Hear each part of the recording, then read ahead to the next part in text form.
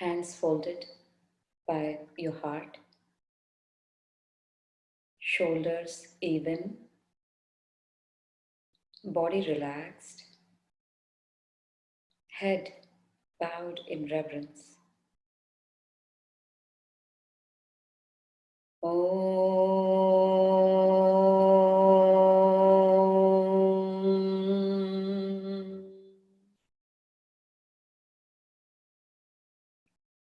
अनंत संसार समुद्रतार नौकायिताभ्यां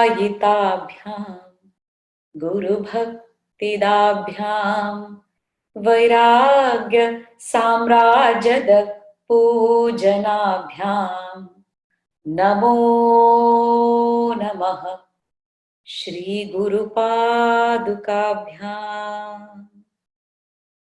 नमो नमः श्री गुरुपादुकाभ्यां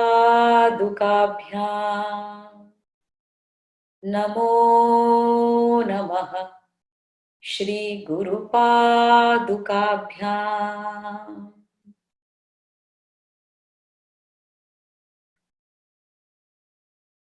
अखिल जगन्मातो मां तमसा तापेन च आकुलानस्मान्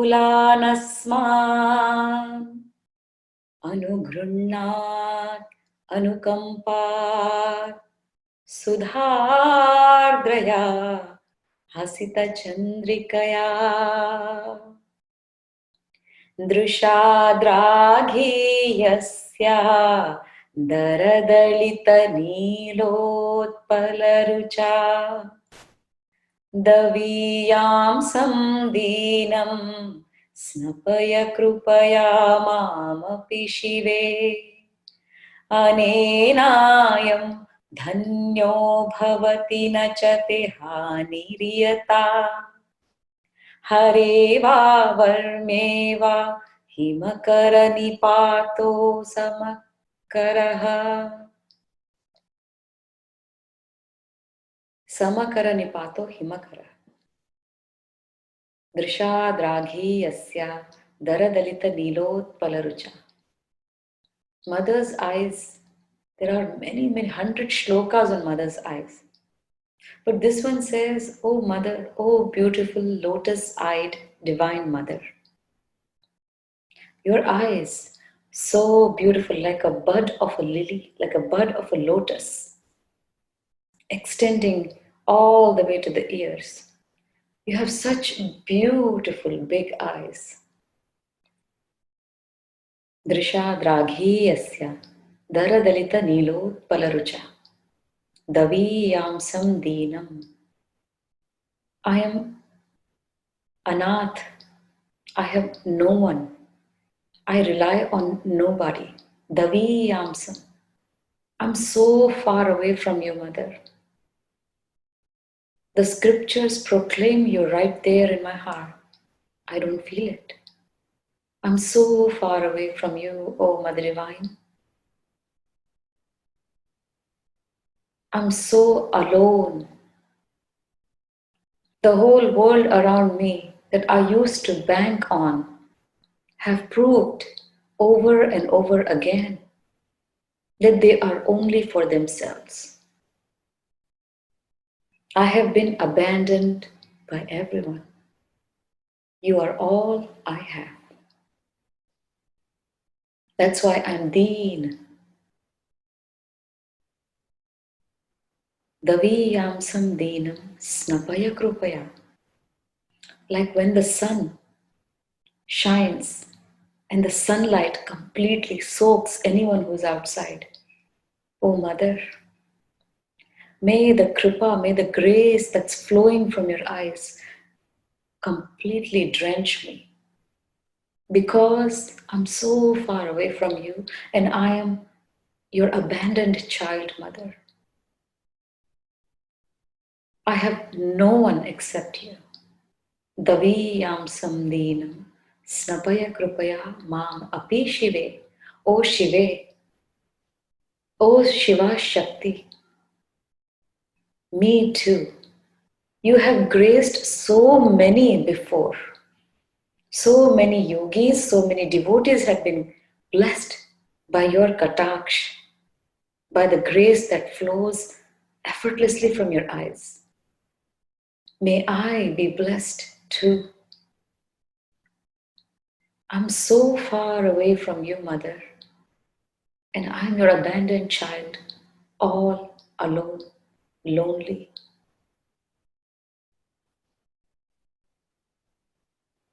Because the sun, the rays of the sun, do not differentiate whether they are falling on a mountain, on a snowy mountain, or on a concrete building. It doesn't matter. They fall equally. The grace is available equally. But, Mother, I am far away from you. Although your grace is available equally to everyone, I'm so far away from you. I'm your lonely, abandoned child, Mother. I cannot reach you like all the other devotees and all the other yogis who have reached you through their tapas. I cannot reach you. But like the sun, which is so far away, yet the warmth and the light of the sun reaches to great distances. Mother, your eyes, Drishadraghiyasya, huge, beautiful lotus eyes. The grace of your eyes, the grace that flows from your eyes, may it reach me. Because I'm far away from you. Because I feel so far away from you. Because I'm abandoned, you have to reach me. I have no power to reach you.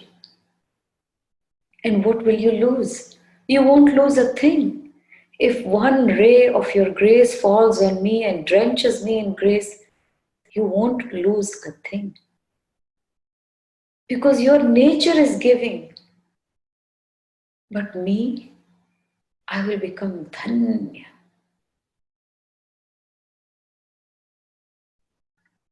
One ray coming from your eyes, reaching me, will not hurt you. You have nothing to lose. But I will become dhanya. I will become dhanya. So, oh Mother, I'm far away from you. Very lonely, abandoned in this world. I cannot reach you. The pull of my sorrows and my grief is so much that I cannot reach you. But you can reach me. You have to reach me. All glory is to the great and the divine. All glory is Narayani Namostute. All glory is to the Master, whose eyes saw the Divine Mother, and those eyes saw us.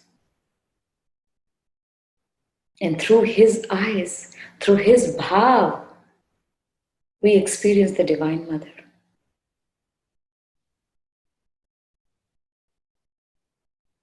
Kundali Kumari Kutile Chandi Charachara Savitri Chamunde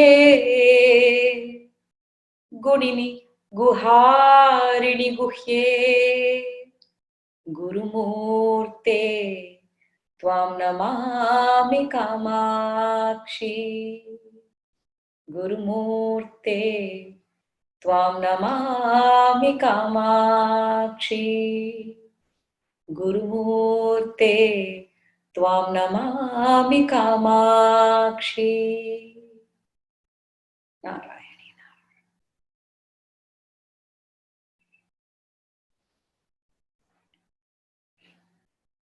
So, for the Shivratri, I was at the temple. And, they did the Aarti. And we all know the Aarti, Jai Jagdish Hare. But, thanks to Tripura Rahasya, thanks to the Divine Mother's grace, when I was listening to the lyrics, It was just, I cannot describe the feeling because the first time, it was the very first time, at least in my life, that I experienced each word. Jai Jagdish Hare. Of course, I won't go through the whole thing because we need to get to Tripura Rahasya, but I do want to say a few lines about it. Jai Jagdish Hare. Jai, all glories to Jagat Ish. Ish is Ishwar, the ruling, controlling power of this entire world. Not the entire world, of my world. Jai Jagdish Hare, Swami. Jai Jagdish Hare. My Antaryami, my Swami, is that Jagdish, the Sat-Chit that's within me, the I within me, the Aham Swarup in me. Jai Jagdish Hare. स्वामी जय जगदीश हरे. भक्त जनों के संकट, दास जनों के संकट क्षण में दूर करे. You just have to connect. You just have to connect within to realize there is no sorrow. It's all the perspective, the way the mind looks at the situations. Kshan mein dur kare. Such true words. The awareness is getting lost in the scene and is being thrown hither-thither by the scene. The seer is in no pain. The seer is in no sorrow.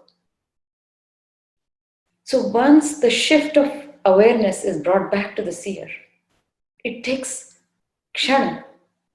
There is no equivalent to English, probably moment. It takes just a moment to just bring the awareness back from the scene to the seer.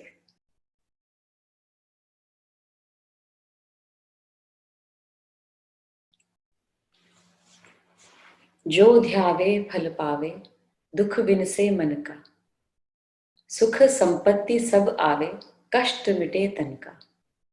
Each and every verse of Jai Jagdish Hare is a beautiful glory to your own self.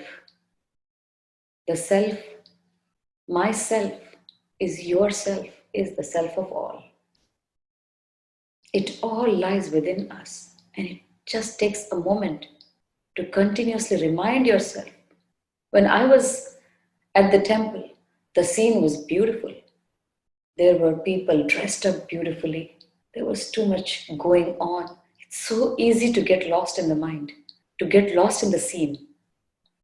I kept holding on to Mother's feet. Mother, don't let me go away.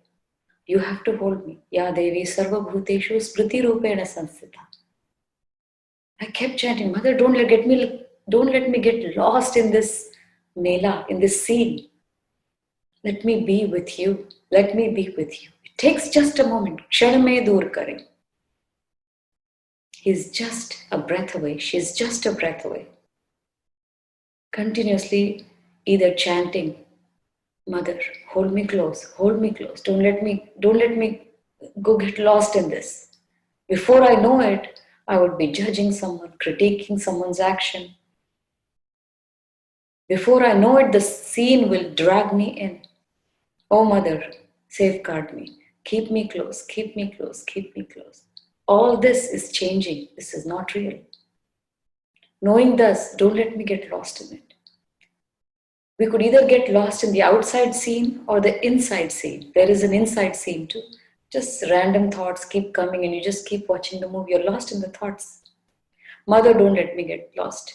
Keep bringing me back to you. Keep bringing me back to you.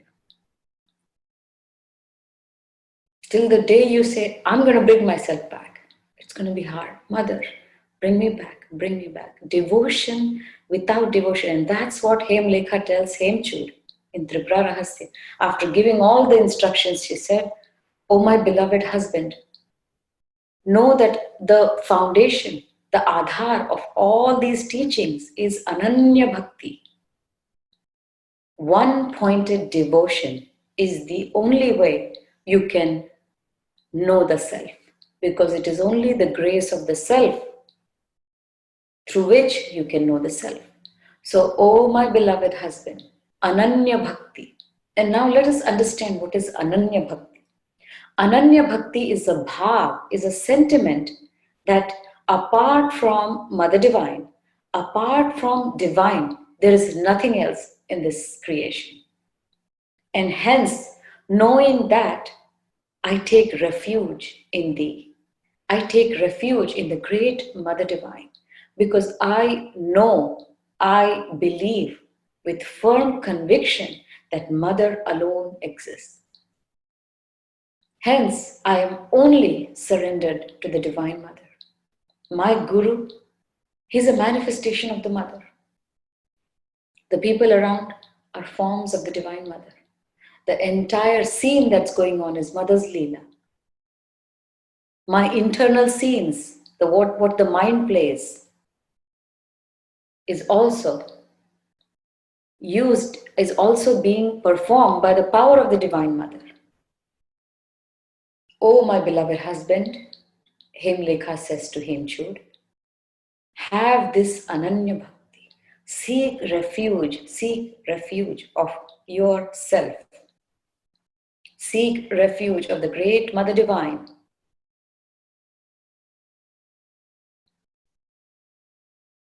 And as I was mentioning on the chat, if we just seek refuge twice a day, during the morning, whatever, 15 minutes meditation, in the evening, 15 minutes meditation, then throughout the day, we'll be in the scene. And whatever the scene brings, we'll have to suffer. But if we are constantly talking to the Mother, because the chit-chatting nature of the mind is talk, talk, talk, let the talk be turned into silence. Mother, I'm getting lost in my internal noise, in my internal scene. Bring me back. Narayani, Narayani, Narayani, Narayani. It takes a moment. And it's just an awareness that, wait a second, Mother is right here as the silent witness, watching everything, seeing everything, hearing everything, experiencing, letting me experience everything. So let the mind become the greatest devotee of the three worlds. Let us be absorbed in the seer, in the self. You can either talk to the self as Mother Divine, you can talk to the self as Swami, you can talk to the self as Sri Hari. It doesn't matter. You have to establish connection with the self many, innumerable number of times during the day. Moment to moment. Mother, I got lost again. Bring me back. No matter what scene is happening, good scene or bad scene, because the mind thinks, oh, everything is good. That's the time when you have to connect more. Mother, this too shall pass. This too shall pass. This too shall pass. When something is hurtful,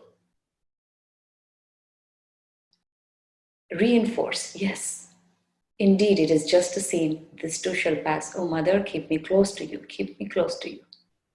Let me be stuck on you. I saw a Valentine's Day balloon at Publix the other day, and it said, stuck on you. Let you be stuck on her, holding on to her tightly throughout the day. Mother, don't let me get lost. Don't let let me be aware. Let me be close to you. Let me be close to you. Narayani, Narayani, Narayani. Sing a beaut, because the mind cannot have just, okay, if I say just do Nam Smaran all day, no one will do it because the mind says no. Use all the faculties of the mind to think of the Mother, to connect to the Mother. If it's chit-chatting, chit-chat a mantra, chit-chat a name. If it's chit-chatting non-stop, chant non-stop. Narayani, Narayani, Narayani, Narayani, Narayani, Narayani, Narayani. And then you will see it will be quiet. Then again, Mother, don't let me get lost. Keep me close. Keep me close to you. Let me be stuck on you. Swami, don't let me get lost. Don't let me get lost in the scene. Let me be with you in this beautiful private audience that's happening at all times within me. Let me be with you. The mind is just going into past memories. Connect. Think of the beautiful times of Shiv Shakti Pranay. Think of the times how, as Mother Kali, she graced Ramakrishna Paramahansa, which is why listening to Bhakta Charitra, the stories of the devotees, cleanses the mind very fast. Because you hear their stories and you experience their bhav. May not be to the same extent, but even an ounce of their bhav is enough to purify us. That's why stories of devotees is extremely purifying. Read stories, listen to stories. That's why the Gospel of Sri Ramakrishna, it's not a book. It's the Divine Mother herself. The way he talks about the Mother, the way he converses with the Mother, the way he talks to the devotees about the Mother. All that is extremely purifying. So let us keep ourselves engaged in listening to the glories. Shravan, Shravan, Shravan. In Smaran, Nam Smaran. Smaran is remembering. Like how we sit and remember our memories, similarly we have to recall her memories, her stories. So let all the faculties of the mind be engrossed in bhakti of the self. That Mother is within me. Mother alone is. Even the statement Mother is within me is flawed because there is no me. The body is nothing but a form that has lit up in the light of the self. Because as soon as the self is not there, the body becomes a dead body. So connecting constantly. And this is what Hemlekha says to Hemchur. Have ananya bhakti, that self alone exists. If you are a Advaitin, if you are a Swami devotee, Swami alone exists. Everything is my Swami. Swami, don't let me get lost in this scene. Oh, Swami, don't let me get lost in my mental drama. Let me be with you. Let me be at your feet. Let me be surrendered to your will. No matter how you connect, you have to connect. And that's how you turn every aspect of you into sadhana. Every aspect of your life becomes sadhana when you connect, not just morning and evening, but every second you keep saying, Mother, keep me close, keep me close, keep me close. And that's what in Narad Bhakti Sutra, one of the sutras says, Tad Vismarane Parama Vyakulata. Tad Vismarane. Tad. That. When a devotee forgets that and gets lost in the scene, Parama Vyakulata. Oh no, I forgot my mother. Let me come back. Let me come back. Parama Vyakulata. He cannot stay in the scene for too long. If you practice this one day, the next day, the scenes, you will have a certain distance from the scenes. And then you will experience what Naradji is saying. Tad Vismarane Parama Vyakulata. When you forget that, he says that. He doesn't say Mother Divine or Sri Hari or Sri Ram. He says that. Because that is anirvachani. When you forget that, you become vyakul. You become very restless. How did I forget? How did I get entangled in the scene? Come back to the seer. Tad vismarane parama vyakulata. So with these instructions, and the most important instruction being that of ananya, one-pointed devotion. One-pointed because it's only pointed to yourself. You seek the refuge of your own self. Everything around us, everything around is nothing but a manifestation of my own self, myself that I worship as Mother Divine. Because it helps me fall in love. That's what Swami says. He says Mother is worshipped in formless and formed aspects. The formed aspect is just to help you fall in love. The formless, if you are rooted in formless, well and good. If that formless is Swami for you, even better. If that formless is Mother Divine, even better. But the self alone exists. That's one-pointed devotion. With these instructions, she sent him away. And then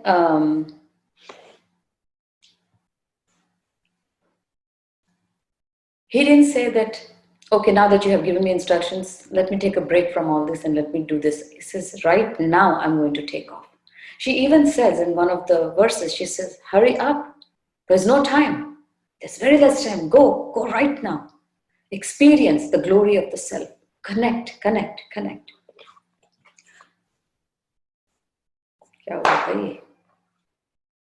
it is. So I'll read a few verses as is from Tripura Rahasya because it's just beautiful and I feel like we need to just read it as is. She says to him, no one can teach you about the nature of the self. For the intellect through which a person thinks is also dependent on Atman. Atman being the self. You can recognize the self only through the self. The entire universe, from the grossest to the subtlest, is known through the Atman or the self. That Atman can be experienced only through knowledge, but is never the object of knowledge. This is what we were saying, that the two aspects of the Atman or the self is, it is Sat and it is Chit. It is ever present and it is never the object of knowledge. It cannot be known. It is beyond description, time, space, and causation. A master's role is only to reveal the path leading to the supreme reality. All I can do is show you the way to the absolute truth. Be attentive. Renounce everything that you consider yours. The self can never be renounced. By knowing the self, you will be liberated. She says, look at everything around you and within you. Keep renouncing everything that you consider yours. This is my house. This is my palace. This is my kingdom. These are my soldiers. This is my wife. These are my children. This is my father. This is my mother. All this that belongs to you. What you think, what you consider as yours, renounce it all. She's giving very clear-cut instructions. Renounce it all. The self, though, can never be renounced. So you start looking at the outside. This is mine, but I'm not it. Then you start, this is my body. So this is mine. This is not me. This is my mind. This is my intellect. So whatever remains, that's what is the self. It can never be renounced. And by knowing the self, you will be liberated. So having received these instructions from the wife, he mounted his horse and left the city. All these are indicative. He mounted his horse, which means he was in a hurry. No, I need to know. This needs to be there in the sadhana. That, okay, I'll know in the next 10 years. Right now, iham, right now. And left the city. He reached his garden, as beautiful as the garden of Indra, in which there was a crystal temple. He entered the temple. All these signify antarmukha samaradhya bahirmukha sudurlabha. So with extreme urgency, he left and he entered the beautiful garden of Indra. Sorry, a garden as beautiful as Indra's garden, which is his own antakarna. In that there was a crystal temple, which is his heart, the heart lotus. He entered the temple, he left all the servants outside. Who are the servants of the antakarna? The mind, the senses. All of these were left outside. Of course, he did this outside also. He went to this building, but these are all indicative that This is all needs to be done within. He left his servants outside, ordered the guards to allow no one to enter. He climbed up the ninth story of the building of the temple, and from there he saw the scene all around. Because the ninth story is you elevate your consciousness to a level wherein you can see it all. For example, let's just go ahead and experience this. Whatever you may be seeing around you, just take a look at everything that's around you.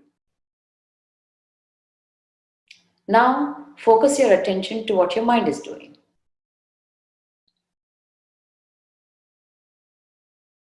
This state is superconsciousness. You are aware of the outside. You're also aware of what's going on in your mind. Most of the time, either you're aware of what's going on in your mind or the scene. When you're aware of both, it's superconsciousness. He left all his servants outside and ordered the guards to allow no one to enter while he was contemplating, not even the ministers, teachers, or his father, the king. He climbed up to the ninth story of the temple. From there, he saw the scene all around him. He sat down on a cushion and started contemplating. See, this is how the contemplation begins. You first focus outward. And then he started thinking, why are people deluded? Not realizing he is one of them. Why are people deluded? No one here knows about the self, neither does he. But you see, contemplation always begins from outside. Why are people deluded? No one here knows about the self. People perform actions with the hope of enjoying themselves. Some of them are reciting the Vedas, some are studying the scriptures. Some of them are busy accumulating money. The rulers are engrossed in administration. Others are embroiled in arts or indulging in sensual pleasure. Although no one knows the self, people perform actions for their own benefit. Why is there such delusion? Isn't this so typical? We first start, why are people doing this? Not realizing we are one of them. He's saying people are performing actions hoping to gain some kind of happiness from those actions, right? If we look at why we do things, why we do any action, like, right, you wake up, you brush your teeth. Some of those things are just ingrained. Let's say you don't brush your teeth. You start feeling dirty in your mouth. You're like, I didn't brush my teeth. So you go brush your teeth to feel happy. Now that I brush my teeth, I feel good. Then you again sit down for some time. And then you're like, oh, I'm getting hungry. Without thinking, we just start eating. But let's say you say, okay, let me not eat anything. Then you start really getting hungry. Then you suffer these pangs of hunger. And then you eat and then you feel happy. So he's saying, people perform actions with the hope of enjoying themselves. Like, for example, reciting the Vedas, studying the scriptures, accumulating money, administration, arts, sensual pleasures. These are all different types of actions. But he's saying, although no one knows what the self is, people perform actions for their own benefit. Why is there such delusion? Then he's saying, without realizing the self, all activities are theatrical and in vain. So now I'm going to contemplate on the self alone. This is the best statement. First he's like, what is this? What is that? What are people doing? Then he's like, you know what? Now I'm going to contemplate on the self alone. And this is what Hemlekha told him. That, let's say you're looking for a gold ornament that's missing. Right? For example, let's say I'm missing a gold earring. Let's say it's a big jhumka that I just cannot find. I'm not going to go look at the sofa and say, this sofa is not the gold earring. Aha, I just had a realization. Okay, so I'm not going to look at the sofa. Then I look at the table. This table is not the gold earring. There is no need for me to proclaim, right? Looking at each thing. That's called rising above. So I just look at the sofa and I don't have to even make a thought in my mind that this sofa is not a gold earring. It's not a gold earring. It doesn't even need any attention. This table is not a gold earring. It doesn't need any attention. So right away, when I'm looking for my gold earring, I rise above the table and the sofa. Then I start looking at this lamp. This is not a gold earring. I just had a realization, a great aha moment in my life. No, it's not a gold earring. So rising above the world, rising above the outside life, is just constantly, initially you may say, okay, this is not the self, this is not the self. But eventually you have to come to a point that yes, it has been established, this is not the self. At the same time, I don't need to go and destroy that sofa saying, this is not my gold earring. I have risen above it. I know it's not my gold earring. Nothing needs to be done about it. I don't even need to look at it. This table, I've already established it's not my gold earring. I don't need to break it apart. I don't need to do anything about it. It's just there. It's just there. Similarly, the world around us, the scenes around us are there. To rise above it is to not pay too much attention to it. All right, whatever is happening, let it happen. Wherever you are required to, you are required to get in, you get in. But because you've been connected, you will do the appropriate action, and that's dharma. Dharma is at any moment to act according to what you know the best. And how will you know what's best for you? When you're connected, you will do the appropriate action. That's what Krishna was telling Arjuna. I'm with you. I'm your charioteer. Just start shooting arrows. Stop this drama and just start shooting arrows. But he was into the scene. Oh, look at my grandfather. Look at this. Look at my teacher. Look at my brother. Look at my cousins. He is in the scene. And the seer who is with him is telling him, no, come back. Listen to what the seer is saying. The seer is asking you to fight. Oh, no, but the scene. No, come back to the seer. This is what kept going on. So when I'm looking for my gold earring, I know exactly what it looks like. So the things that don't look like my gold earring, I don't need to go and destroy them in my search. They're there, but I'm above them. I have risen above it. Similarly, the mind, right? It starts making all these thoughts. Once you know these thoughts are empty, they mean nothing, then you rise above the thoughts as well. Let them, yeah, oh, I just got a thought that this is going to happen. All right, whatever. Just rise above it. It's not the gold earring. You don't need to destroy it. You don't need to be like, I can't believe I had this thought. Where did this thought come from? What am I thinking? No, none of that. Just ignore it. Rise above. So when you're looking for your earring, you know what it looks like. Whatever is that whatever you see that doesn't look like the earring, you just rise above it and you keep searching for the gold earring. That's what she told him. So now I'm going to contemplate on the self alone. Now he says, my palace, my wealth, my kingdom, my wife, my cattle cannot be myself. They are mine, but none of these are me. Because of ignorance, I feel they are mine. My husband, my child, highest of ignorance. My husband is a Jivatma himself. He has his own thoughts. You know, as I said, a disciple goes and asks the Guru, how many worlds are there? How many lokas are there? The Guru smiles and he says, everyone is in their own lok. So he's in his own lok.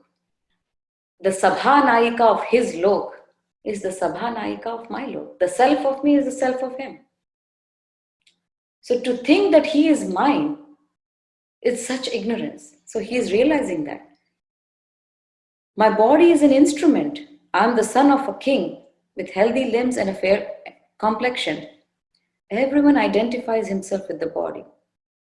So then he comes to outside is cleared up. He has risen above the outside. Allowing the outside to be as is. Not going in, this is ignorance, let me kill my wife, let me kill my father. None of that. Everyone stays as is. I have risen above it. Then he starts thinking about himself. He says, this is my body. But I am not the body. So I have to rise above the body. Doesn't mean I have to destroy my body. I have to keep it healthy because that's how I enjoy the world. Just as, and you know, Narad Rishi in Narad Bhakti Sutra uses a term, Tavadeva, Tavat Eva, as much as is needed. How much the lok vyavahar should be, the worldly life, how much should it be? As much as is needed. How much attention should you pay to your body? As much as is needed. Not becoming excessively fanatic about it, obsessive about it, as much as is needed.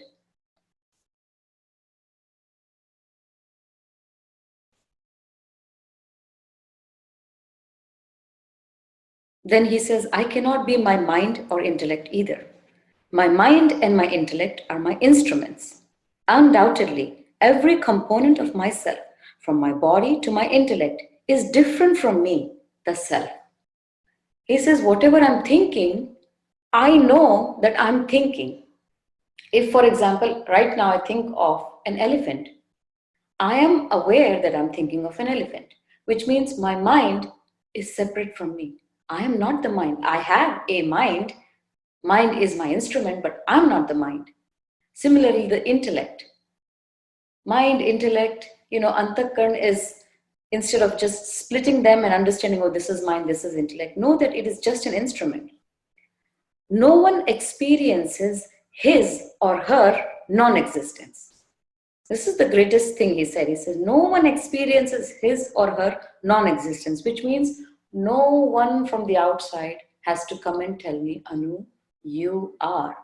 I'll be like, yes, I am. So my existence, no one experiences his or her non-existence. That's true. I don't experience my non-existence. I experience my existence. I'm alive and I'm rocking. So no one experiences his non-existence.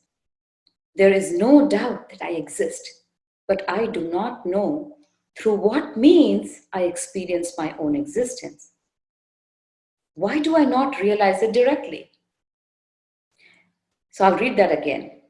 He says, there is no doubt that I exist, but I do not know through what means I experience my own existence. How do I experience my own existence? I do not know that. There is no doubt I exist. There is no doubt that I exist. But how do I know that I exist? How do I realize through what medium do I realize that I exist?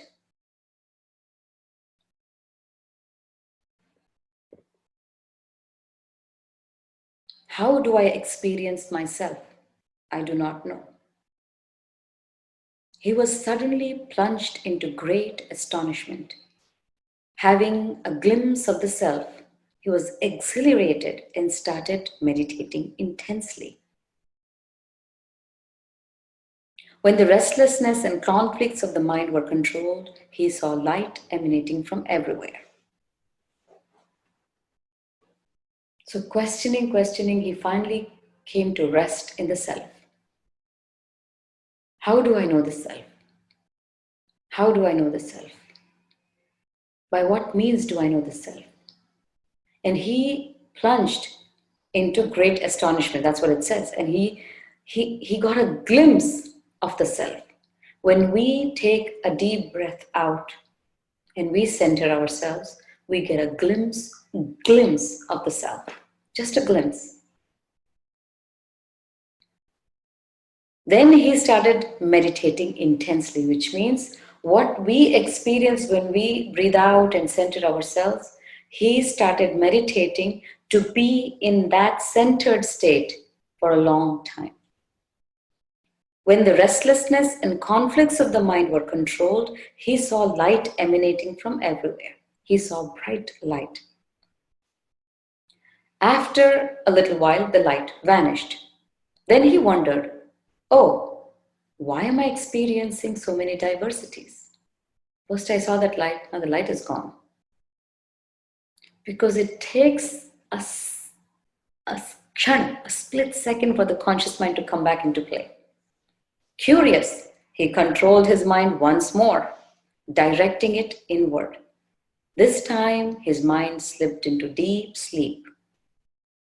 Why did it slip into deep sleep? Because he was like, okay, I saw the light. That's got to be the self. Okay, let me go back again. And then concentrating so much to get to see the light, the mind fell into deep sleep, tired. He shifted from deep sleep to the dream state, where he started dreaming. On waking, he started thinking, was this all a dream?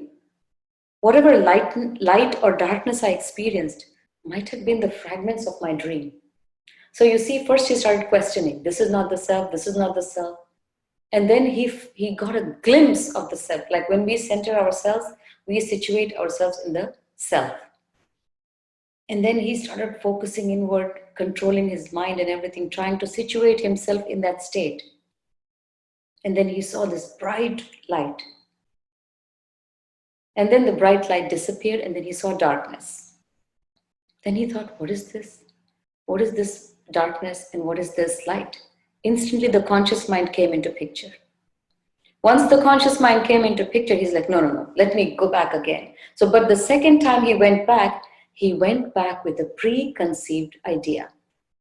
That is the self. That light is the self. Now I'm going to go back and look at that light again. So with the preconceived idea, he was meditating what I call mindy meditation. He was in the mind meditating because he went in with the preconceived idea that the self is that bright light. Now this time he goes, mind is being exerted. The mind is doing a mindy meditation, and then he falls asleep, goes into deep sleep. Then comes into dream state, then wakes up and is like, what is all this? What am I seeing? Sometimes light, sometimes darkness, sometimes sleep, sometimes dreams. What is all this?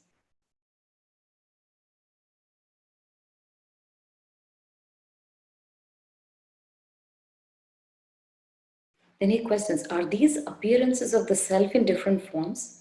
I'm not able to reach any conclusion. Let me ask my learned wife. She understands these things. Initially, if you remember, the story started with she asking him a question, and he's like, you women, you have no sense. You are only good for the kitchen and stuff. You cannot think all this. Little did he know she was the Divine Mother herself. So then he says, are these appearances of the self in different forms? I'm not able to reach any conclusion. Let me ask my learned wife. She understands these things. He then called for Hemlekha. Then, of course, Hemlekha comes. She embraces him lovingly. And then she spoke in a sweet voice. Lord, why did you call me? Are you healthy? Tell me the reason you summoned me here. The prince, you see, the prince is worried. He just experienced the self, right? Or all these various forms. He's worried. No, what is this? I really need to understand. He is all serious. He's a serious seeker. And then he says he called for Hemlekha. He then called for Hemlekha to come to him. In an hour's time, Hemlekha arrived. So he was in such a hurry because he was a serious seeker. But she's a jnani. She comes. She sits down next to him. She embraces him lovingly in a very sweet voice, smilingly, because she is not a serious seeker. She is a jnani. She says, Lord, why did you call me? Are you healthy? Tell me the reason you summoned me.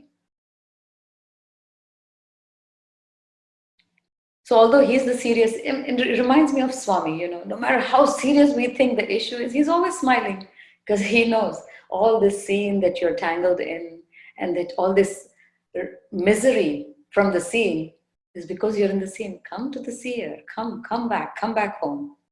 The prince replied, darling, after listening to your teachings, I retreated here to realize the self directly. I started contemplating. And then he goes on saying, I saw this, I saw that, I saw this, I saw that. Now, Hemlekha, the knower of truth, spoke gently about the world and beyond. My dear, listen to me.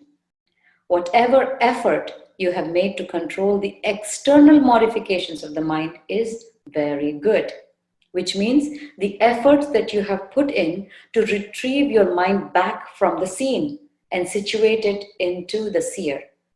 Good job. All adepts consider this to be one of the most important ways of attaining the goal. Without that, no one would have the knowledge of the self.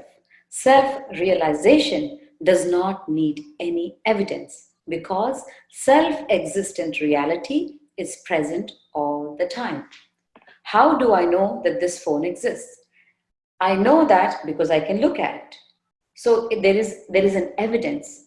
Evidence is through the indriyas, through the senses. How do I know that the TV is on? Because I can hear it. How do I know that I am? No one needs to give me an evidence that I am. I am alive and rocking. So she says the efforts have to be made in controlling the external modifications of the mind. All the adepts consider this to be one of the most important ways of attaining the goal. Without that, no one would have the knowledge of the self. And then she says self-realization. No one needs to come from outside and grant you the certificate, oh, now you're self-realized. You just know. Self-realization does not need any evidence because self-existent reality is present all the time. It is already present. Why does it need to be attained? And Swami also says that, by attainment, I might give you the wrong idea that there is something that needs to be attained. You already are, you just have to realize that. Atman is not attainable through any state of mind. Because remember, mindy meditation will not lead to self-realization. When the conscious mind comes in play, you are off-centered. So, it's like, in Vedanta, I have heard it in a couple of lectures, they give the example of a flashlight. They say that the flashlight, the bulb is the mind. Till the time the batteries are there, it functions. But the bulb can never turn around and look at the batteries because as soon as the bulb turns around, the connection is lost. And the bulb cannot know. So the mind cannot know the self because it is the self that powers the mind. So as soon as the mind wants to know the self, the connection is lost and it becomes a mindy meditation.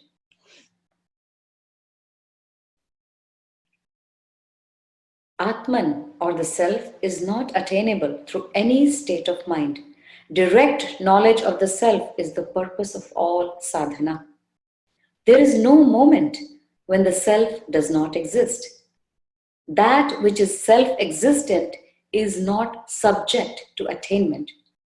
So she says, there is no moment when the self does not exist. During the, let's say, 10 hours that we are awake, depending upon how much everyone sleeps, let's say during the, 10 hours that we are awake, there is not a moment the self doesn't exist.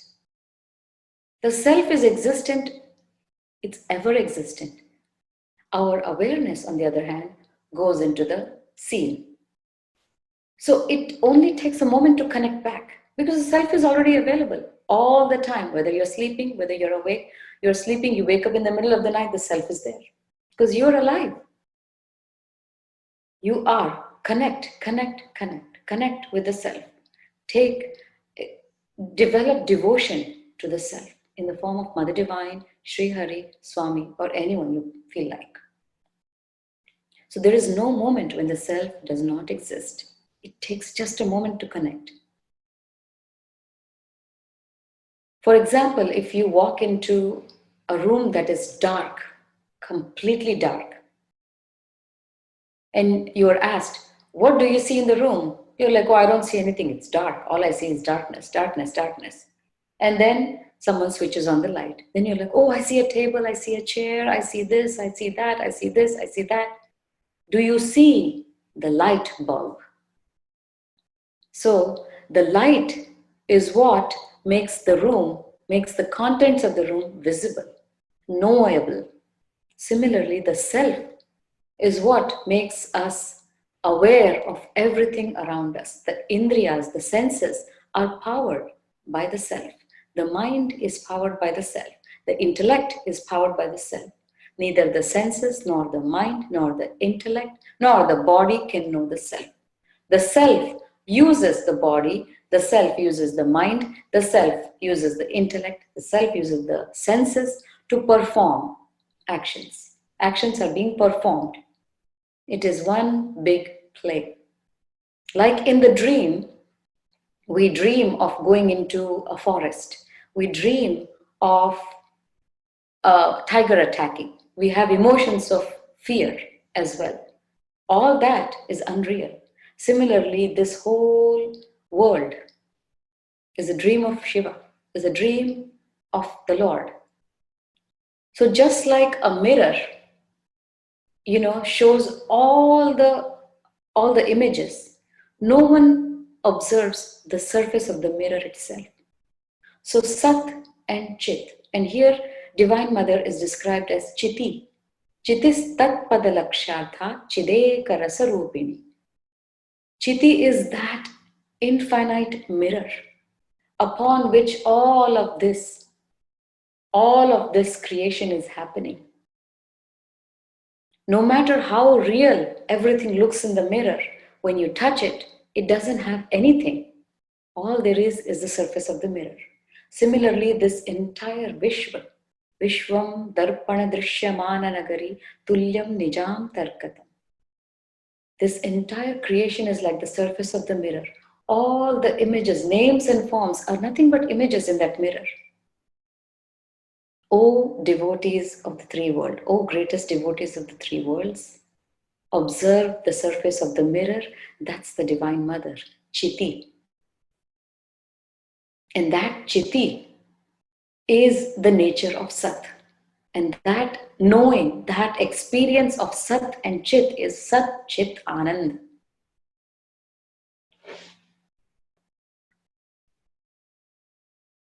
And then she goes on to say, suppose a person hides a cache of gold and then forgets where he puts it. He stops thinking about everything else and concentrates on finding the gold. In this way, he finally remembers. This is how one remembers the presence of Atman. Again, I will read this. This is how one remembers. Remembers is in quotes. This is how one remembers the presence of Atman. Avoid thinking about objects. Avoiding thinking about other objects is not the reason the man finds the gold. Just avoiding to think about things, you're not going to find the gold. In the same manner, controlling the modifications of the mind is not the cause of attainment of the self. You're not aware of the nature of the self. That is why you do not experience it directly. So, our journey so far, we've all been drop the mind, empty the mind, drop the mind, empty the mind. She is declaring right here. Controlling the modifications of the mind is not the cause of attainment of the self. We're not going to attain the self by just dropping the mind. By dropping the mind, we will be able to reach a state wherein we are only focusing on remembering the presence of the self. It's just a remembrance. If I'm sitting here, let's say I'm in this room all day and Smaran is sitting outside, I just have to remember, oh, he's outside. That's it. He's outside. He's outside. That's it. Similarly, she's mentioning, he stops thinking about everything else and concentrates on finding the gold. In this way, he finally remembers. This is how one remembers the presence of Atman. So now our self-reflections have to be about how many times we remembered the presence of the self, the presence of the Divine Mother within.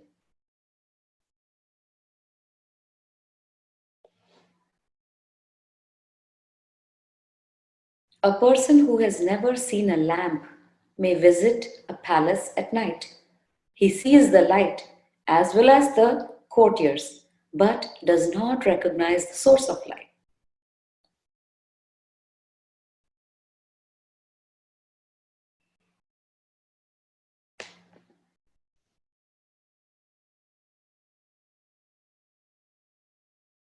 She says, consider this. After controlling the modifications of your mind, you saw darkness. But before that darkness appeared, there was a brief instant of complete silence and an absence of all objective awareness, including the awareness of darkness. In that state in which you are entirely alone, you are only with yourself. Always think of that state of experience. It is the source of supreme bliss. People with outward oriented minds remain unaware of this state. So we will end here, but let me read that again. After controlling the modifications of your mind, you saw darkness. But before the darkness appeared, there was a brief instant of complete silence. That silence is not relative silence. There is something called relative silence. Right now, I'm talking, right? So the sound of my talking is heard. If I become quiet, there is silence. That's relative silence. It depends on the other sound being present. Here, we're talking about the absolute silence. The silence is when your mind is quiet and you are aware. That's it. Mind is quiet and you are aware. So she's saying that brief instant of complete silence and an absence of all objective awareness, wherein you could be even with your eyes open, you could have your eyes open, you're aware, your mind is not thinking. There is lack of objective awareness. Object is anything outside of you. In that state in which you are entirely alone, you're only with yourself. Always think of that state of experience. Then she says it is the source of supreme bliss. People with outward oriented minds remain unaware of this bliss. So from here on, our self reflections have to be about finding that gold.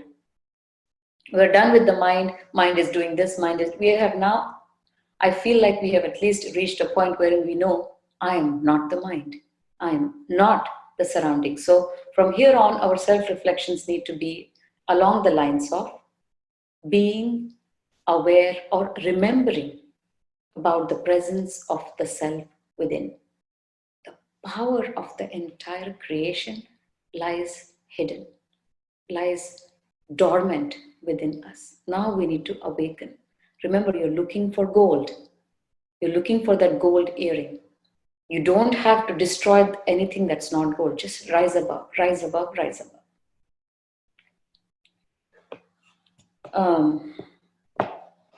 I hope no one is thinking that why is this Tripura Rahasya going so slow? It has to go slow because the entire Tripura Rahasya Hemlekho Pakhyana, which is what we are doing, is the most important. It is the crux. If we spend time with this, further chapters will be easier.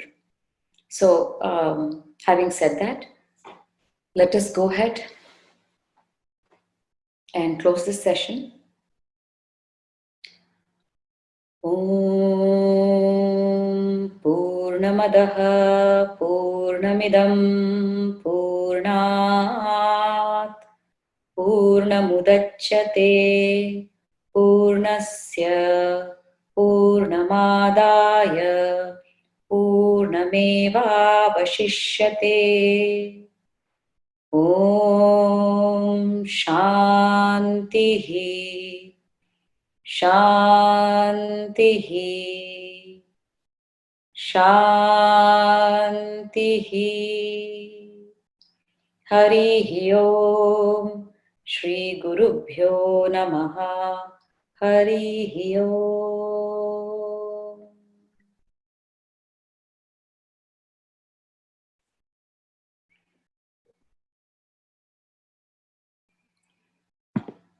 So definitely look at Om Jai Jagdish Hare.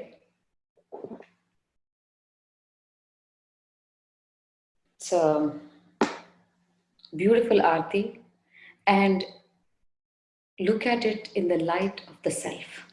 Look at it in the light of whatever we have read so far, studied so far, and you will hopefully enjoy it more and more. So, any questions?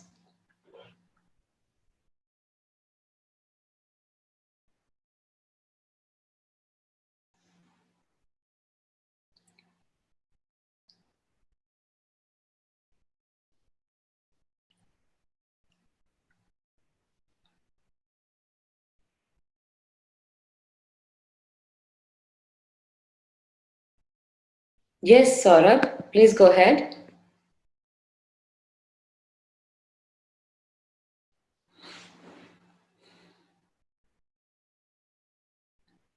You raised your hand, Saurabh. Go ahead. Should I unmute you? Yes, we can hear you. Go ahead. Yeah, Om Shri Matre Namah. Om Shri Matre Namaha.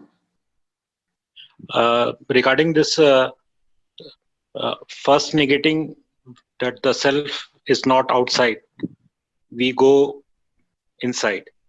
Mm-hmm. But also we know that the mother is in everything. Mm-hmm. So there is a little bit of contradiction in this two So, points of view. your statement, the self is not outside. Yeah. Everything, like imagine a sun within you and the rays are falling out. The rays of the sun are illuminating everything around you. There is nothing except for the self. Because the light, the sun ray is not different than the sun. The sun ray is the sun. So Hmm. Sat Chit, Sat is the sun, Chiti is the traveling power of the sun, which is Hmm. the divine mother, which is why she's always in motion. And Shiva is pure consciousness, and he's called, that's why he's always in meditation and Prakriti and Purush. Purush and Hmm. Prakriti. Prakriti is, so whatever you see around is nothing but the light of the self, Hmm. is nothing but the divine mother. Hmm. So does that make sense, Saurabh? No, just the example which you gave, like searching for the earring and then seeing Sorry. the sofa, Yes, and yes, but then sofa is same as earring. yes. I see what your question is. So the question is basically how to rise above the outside. Yeah, yeah, I can explain, but you have to promise that you will put this in practice for the next 24 hours to experience it experientially. I'm okay, just sharing my truth with you. Okay? yeah, Conceptualization of this truth will again lead you far away from your truth. You just hmm. practice it. Hmm. So, like the king did, whatever I see outside, Yeah, I see it. It exists because I exist. If I fall dead, I don't know whether this exists or not. Now I can say, because it's a condition that I'm putting. If I fall dead, will this exist? Because I'm alive, I'm saying, oh yeah, it will still exist, but my dead body will be gone. No. But will it exist for me? hmm. So, when you are out and about, you see people, you see different. I myself was at the Shivratri temple, right? I see so many women beautifully dressed, so many people, kids are playing, some are making noise, some are, you know, the scene is so varied. Hmm. Sometimes I found myself lost in the scene. Oh, look at the sari she's wearing. Oh, I had that same color. Then I'm like, wait, getting lost in the scene. These saris will keep changing. Come back. Mother, bring me back to you. Bring me back to Hmm. yourself. Bring me back. So it doesn't mean I need to go and tell her, hey, you know what? I don't like this sari. I also have it. Just I don't believe in your existence. I don't have to do any of that. Let everything be. Let everything be as is. Yet I am detached from it. I am not attaching myself. I'll tell you one more example. Another lady came to me. Oh, my son got married. I said, oh, very nice. That's such a blessing. She said, I want to show you the pictures. I said, okay. Then she showed me one picture. I said, okay, very nice. Then she's like, oh, no, there are more. I want to see you more. I want you to see more. Then she showed me another picture. I said, that's very nice. She said, look at the close up. She wants me to zoom in and look. But I don't want to look too much because, it's her son that got married. Good for him. He is happy. Now, what do I have to do? Zoom in into each picture. What kind of makeup? What kind of girl? You see, this is how we get lost. Hmm. But I was already in my, Nam Smaran, thinking of the mother. She came. She's like, I want to show you something. I said, okay, show me. All right. Okay, I'm done. No, look at more. Look at more. This is how we get entangled. But if we are detached, Tahavadeva, as much as is needed, doesn't mean you Hmm. don't involve in anyone. You involve with everyone as much as is needed. As, Hmm. as an example, I experienced this yesterday, as I told you. You can go on. Oh, really, Shiva? What does the girl do? So she lives in India. Wedding was in India. Oh, really? Are they coming back here? Where are they? I can go on into it. But Tavadeva, as much as is needed. Your son got married? Very nice. Such a blessing. Oh, picture? Very nice. They are beautiful. That's it. Hmm. But I did zoom in because she made me zoom in. Oh, zoom in. Look. I have noticed one thing being a dentist. I noticed one thing. Now, every time I think of that situation, that one thing that I Hmm. zoomed into the scene, comes back. Hmm. So, how much is something you have to decide. And that's where, if you remember, Swamiji talks about this one saint who is meditating in the cave, and someone else comes and says, "Oh, you look so lonely here." Hmm. He is enjoying the company of Mother Divine. Hmm. He is with Mother Divine, and now this person comes and says, "You look so lonely." He says, "Yes, I do feel lonely right now because now I'm away from my mother, because I'm Hmm. with you now." So, Lok Vyavhar, Tavadeva, as much as is needed. Hmm. At this, Uh, go ahead. yeah. No, the main philosophy means it is a mindy question, no doubt. No Like problem. uh, this is not, this is not, this is not, and then we also say that everything is God. Mm-hmm. So, like it's cause confusion. As Swami was saying in one of the sessions, he was saying, depending upon how awakened you are, there are different level Hmm. of instructions given, right? To Right. someone who is in sangharsh, who is in eternal fight with the outside world, you start Yeah. saying, listen, everything is a form of the Divine Mother. All names and Yeah. forms belong to her. All this outside you see is all Divine Mother. Ghat ghat basta Ram Ramaiya Katu vachan mat bol. So at different levels, different instructions are given. Someone who is in fight with the world, you say, Hmm. Mother is everything, everyone. Finally, you have to graduate. Eventually, you are in no conflict with everyone. And then mother says, Yeah. now it's time to rise to the next step. She takes you to the next step. Then she says, now you're done fighting outside. You have no problems with people around you. Okay, good. Do you have problems with your own mind? No, mother, I don't have any problems with my mind. I can ignore it royally. Very good. Do you have any preconceived ideas? No, mother, I have no preconceived ideas. She said, now enough of looking at sofa, table, chair, carpet, here, there, all that is done. Now look for me. Now find me. I'm within you. I'm as you. Find me. Start looking for me. So there is no contradiction. It's different aspects are given at different levels by the Divine Mother. Okay. Okay. Got it. Does that make sense, Saurabh? Yeah. Yeah. Thank you. The next question, how to rise above relations? Example, children, husband, parents. How to know if you have risen or not? Simply by recentering remembrance to the self. How to know if you have risen or not? If you're not going around destroying the sofa and the chair, you know you have risen above it. Which means everyone, depending upon their state of evolution, their state of awakening, act in a certain way. So you let them be. When you are able to accept people the way they are, you have risen above them. When you have not risen above them, you want to break that sofa and you're like, you are not gold earring, I'm going to break you. There is no point. It all boils down to your thirst and your journey. If you are thirsty to know the self, if you are thirstiest to know yourself, you wouldn't care what's happening around you. And again, depending upon where you are, at one level, you will be taught by the mother, no matter what's happening, engage willfully in life, joyfully in life, because she wants you to rise above your likes and dislikes. Whatever needs to be done, needs to be done. Don't bring your joy or don't bring your sorrow into it. Just do it. No one cares. It's got to be done. Just do it. So, at different levels, mother gives different instructions. It just works that way. And when she sees that you have risen above this level completely, you really have no more enemies in the world. You no more have conflicts every day in your life.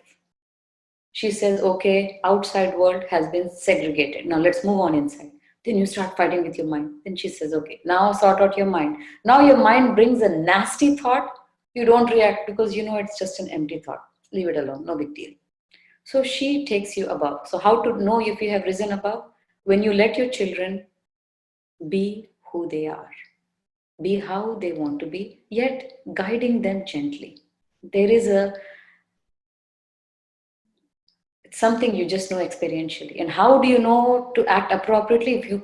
If you're connected, if you remember that mother is watching my every move, mother is watching my every statement, mother is watching my every bhav, you will always act accordingly. Then if a lady says you're not interested, then if lady says you're not interested, take interest where?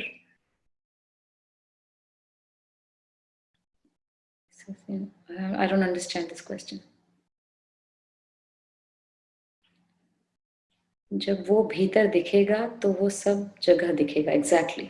To know the self, if Mansi is saying, when you realize the self, you realize all. Happens when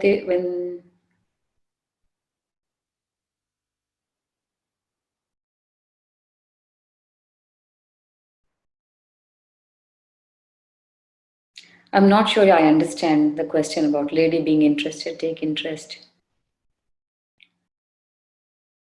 And then Mansi is saying there are no conflicts because all other is just background music. Really, it's just background noise. There are no conflicts. You have to look at your own life to see what instruction is applicable to you.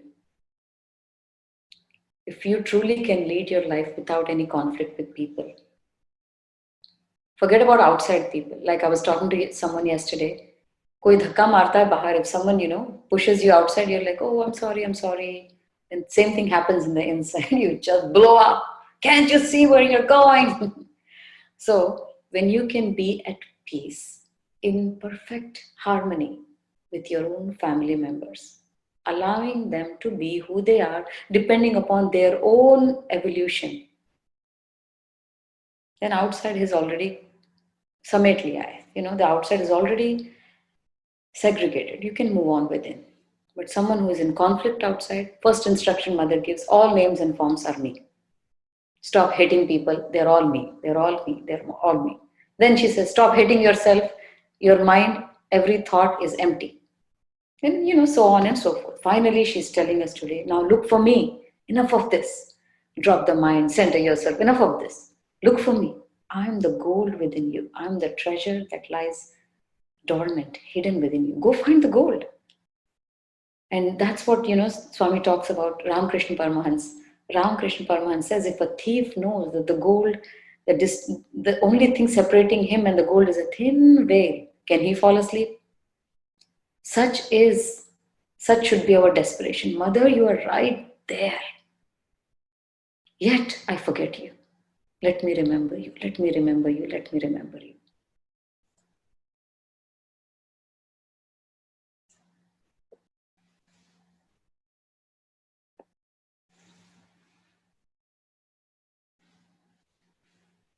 So no teachings are confusing.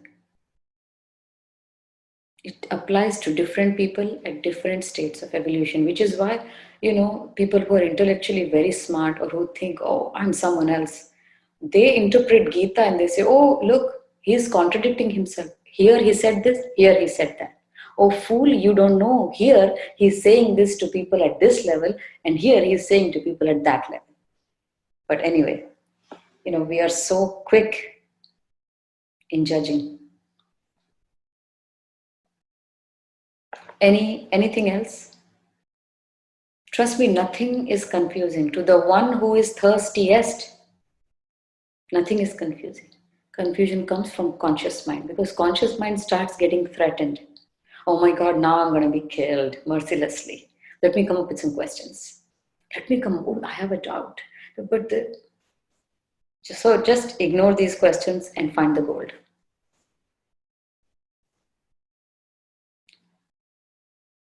Swami talked about contradictions today.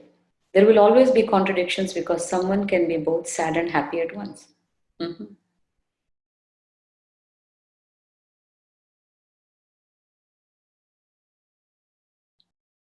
And Mansi is saying in Hindi, माँ चेतना के स्तर के हिसाब से चेतना के विकास के लिए उस कक्ष का उपदेश देती हैं. Trust me. Which is why the self is the greatest guru, because the self witnesses all your thoughts, all your emotions, all your feelings, all your struggles. The self alone knows what you need. My self knows what I need. Your self knows what you need. Take the refuge of yourself. Yourself is your Swami. Yourself is the Divine Mother. Listen to her instructions, listen to him from within. To connect with him, you have to remember him, remember his presence. He is there to guide all the time.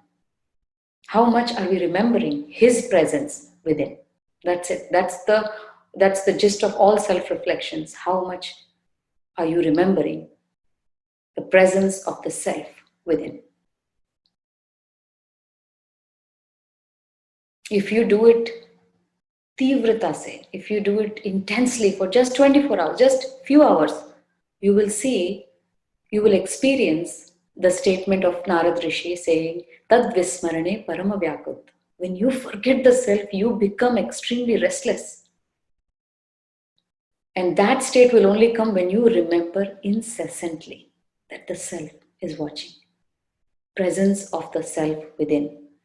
You can connect through songs, you can connect through short mantras, you can connect through names as Nam Smaran. Any which way you want to connect, you can connect. So with this,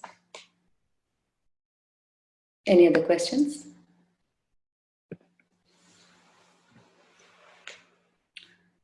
Okay. So I will end the session now.